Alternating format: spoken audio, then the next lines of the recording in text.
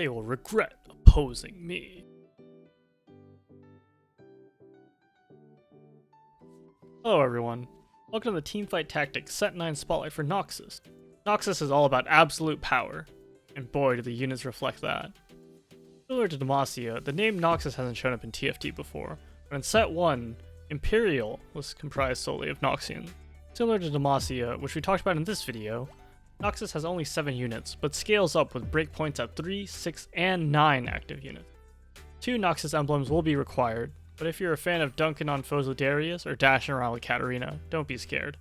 Noxus emblems are craftable with a golden spatula and a giant's belt.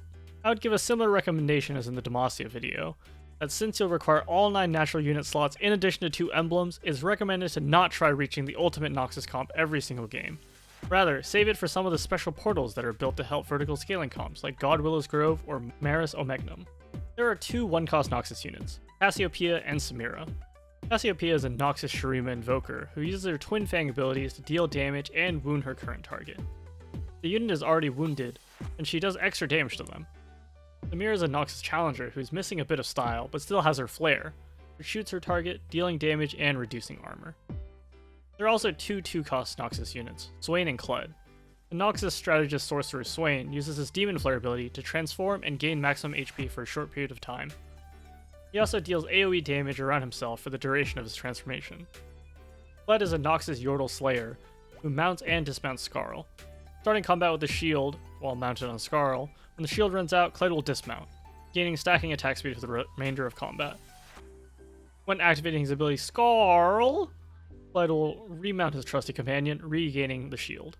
There are also 2 3-cost Noxus units, Darius and Katarina. Since there's no 4-cost Noxus unit and a Giga Tonk is their 5-cost, Darius and Katarina will likely be the major carries of any Noxus-focused composition. If rerolling at level 7 is your preferred style, look no further. Darius is a Noxus Juggernaut who uses his Noxian Guillotine to slice enemies in half. If he succeeds in killing his enemy with a guillotine, he'll recast the ability again, for reduced damage. The Noxus Rogue Katarina has much more style and flair than the beefy Juggernaut, opting for a swift annihilation of foes. He throws 3 daggers around her target and dashes to each, spinning and dealing AoE damage at every knife. Spinning slashes also wound enemies. The 5-cost behemoth summoned to the battlefields of Runeterra is none other than a Gigatonk Scion. The Noxus Bruiser's ability Glory in Death has him charging into the largest clump of enemies, knocking up anyone who gets in his way and stunning them.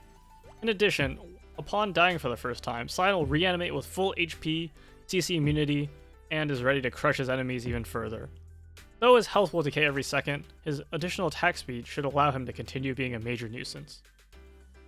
The Noxus trait gives Noxus units additional health, ability power, and attack damage based on the number of enemies conquered or are dead. Scaling at 3, 6, and 9, you'll want to defeat as many enemies as quickly as possible for best results. I'll end off this video with some footage of PvE 9 Noxus.